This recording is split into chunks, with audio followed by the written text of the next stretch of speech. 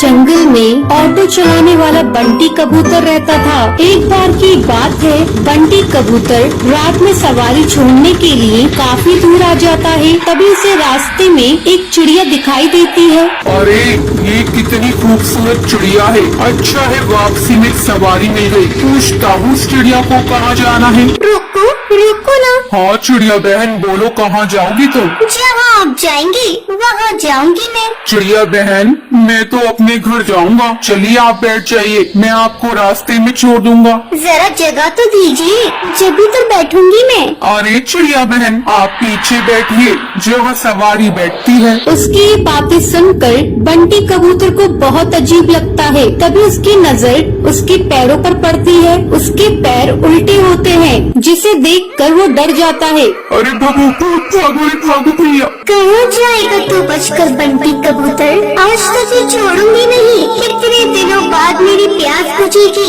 इस रास्ते पर कोई आता भी नहीं था, अब तू आया है मेरा शिकार। तभी टूनी चिड़िया की आत्मा अपने असली रूप में आ जाती है। वो जोर जोर से हंसने लगती है। कभी वो गायब हो जाती, कभी सामने आ जाती। बंटी कबूतर डर के मारे तेजी से अपना ऑटो भगाता है। वो शीशे में देखता है आत्मा उसका पीछा नहीं कर रही है। वो जंगल के ऑटो स्टैंड पर अपना ऑटो रोकता है। वहीं उसका दोस्त कालू कौवा खड़ा होता है। क्या हुआ बंटी कबूतर, तू इतना घबराया हुआ क्यों है? बंटी कबूतर कालू कौवे को सारी बात बताता है। अरे पागल, इतना सुनहरा मौका हाथ से निकाल दिया तूने। उस चिड़िया की आत्मा का एक पंख तोड़ लेता, वो तेरी गुलाम बन जाती। अरे भाई माफ कर मुझे, मेरी जान बच गई, आज वो ही काफी है मेरे लिए। ये कहकर बंटी कबूतर वहाँ से चला जाता है। कालू कौवा अपने मन में सोचता है, ये तो डरपोक पागल है, इतना सुनहरा मौका गवा दिया। ये पूरे जंगल पे राज करता। चलो कोई नहीं, कल रात में उस जगह जाऊंगा और उस भूतिया चिड़िया का पंख तोड़कर ले आऊंगा। अगले दिन कालू कौवा अपना ऑटो लेकर उसी जंगल के रास्ते पर जाता है। वहाँ पर एक चिड़िया खड़ी होती है। रोको रोको ना, ऑटो रोको, मुझे जाना है।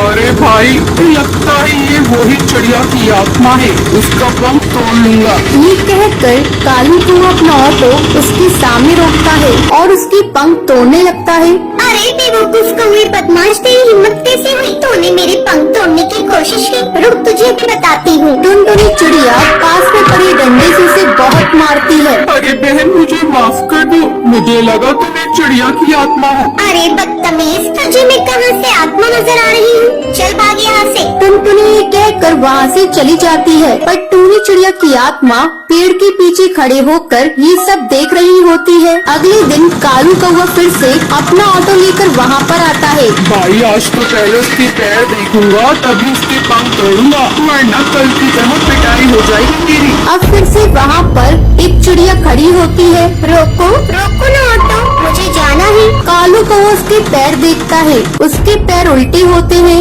जैसे ही कालू कौवा उसके पंख तोड़ने वाला होता है, तभी टूनी चिड़िया की आत्मा अपने असली रूप में आ जाती है। डरावनी आवाजें सुनाई देती है। कालू कौवे आप मेरे पंख तोड़ेगा? ये ले तोड़ के दिखा।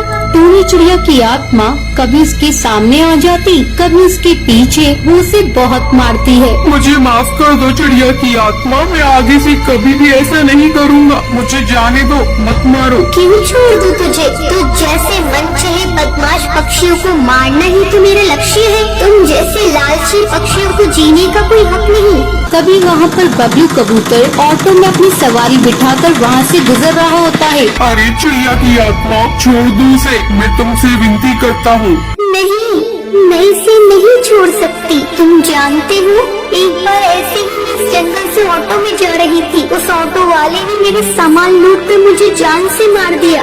जब से जो भी मुझे लालची पक्षी दिखाई देता है, मैं उसे जान से मार देती हूँ। तभी सुंदरी कौवी बोलती है, अरे टूनी चिड़िया तुम सही कह रही हो, तुम्हारे साथ गलत हुआ है, लेकिन तुम भी सही नहीं कर रही हो। ना जाने कितने पक्षियों को तुम मार रही हो। वो सब उसे बहुत समझाते हैं। वो कालू कौवे को छोड़ देती है। मुझे माफ कर दो, तुम सब सही कह रहे हो। मैंने अपने इंतकाम पूरा करने के लिए न जाने कितने पक्षियों के परिवार को तोड़ा है, पर अब नहीं, इस दुनिया में तुम जैसे नेक दिल पक्षी भी होते हैं। ये कहकर वो वहाँ से चली जाती है। टुनटुनी का पति बंटी एक कुली था। वो नदी पार से आने वाले पक्षियों के सामान को इधर से उधर करता था। एक दिन जब बंटी काम पर जा रहा था, तब टुनटुनी उससे कहती है, अजी, अपनी सेहत का भी ध्यान रखा करो। सभी किसी न किसी दिन छुट्टी लेते हैं, लेकिन तुम तो रविवार को भी काम करते हो।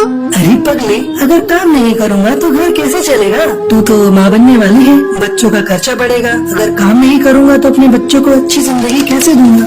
आपसे तो बात करना ही बेकार है। ये लीजिए पोटली, इसमें मैंने रोटी और चावल रख दिए हैं, समय से खा लीजिएगा। नहीं टुनटुनी, आज मेरी तबीयत कुछ सही नहीं लग रही है, कुछ भी खाने का मन नहीं कर रहा है। काम से आऊँगा तो खा लूँगा। बंटी बिना खाना लिए काम पर चला जाता है। टुनटुनी को क्या पता था कि बंटी से उसकी मुलाकात आखिरी थी। उधर बंटी बेहोश होकर बहती नदी में गिर जाता है और वहीं डूबकर मर जाता है। टुनटुनी भागी भागी अस्पताल जाती है।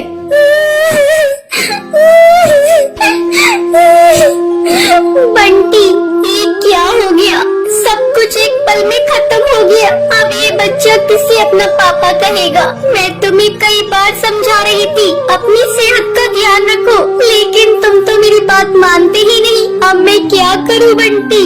समय तेजी से पंख लगाकर उड़ने लगता है। टुनटुनी एक बच्ची को जन्म देती है। एक दिन टुनटुनी के पास डाकिया एक खत लेकर आता है।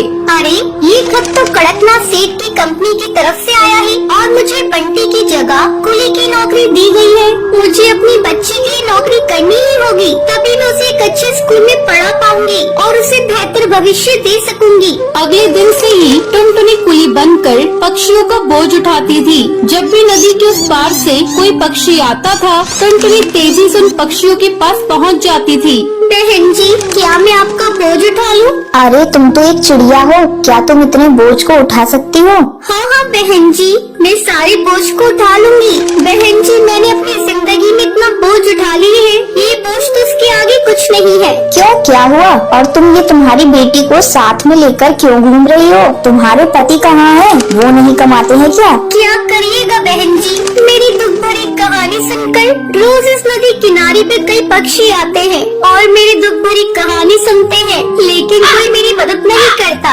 अरे तुम मुझे तो बताओ, मैं तुम्हारी जरूर मदद करूंगी। क्या बताऊं बहन जी, मेरे पति की मौत इसी नदी में डूबकर हो गई थी। उसके बाद से मैं यहाँ कुली की नौकरी कर रही हूँ। देखो टुनटुनी, जब तुम्हारी बेटी थोड़ी बड़ी हो जाएगी तो उसको मेरे स्कूल में डाल देना। मैं उसे पढ़ा लिखा कर एक अफसर बनाऊंगी। मैं तुम्हें अपना पता दे देती हूँ। वो बुलबुल चिड़िया टुनटुनी को अपना पता दे देती है। इसी तरह कई साल गुजर जाते हैं। एक दिन जब टुनटुनी अपना घर साफ कर रही थी, तभी उसे उस बुलबुल का दिया हुआ पता मिलता है। अरे, ये पता तो वही है जो मैडम जी ने मुझे नदी किनारे पर दिया था। मैं तो बिल्कुल भूल ही गई थी। अब मैं अपनी बेटी को लेकर मैडम जी के स्कूल में जाऊंगी और उसे वहाँ पढ़ाऊंगी। टुनटुनी अपनी बेटी को लेकर उस पते पर पहुँचती है। आओ आओ टुनटुनी, बहुत दिन हो गए तुमसे मिले।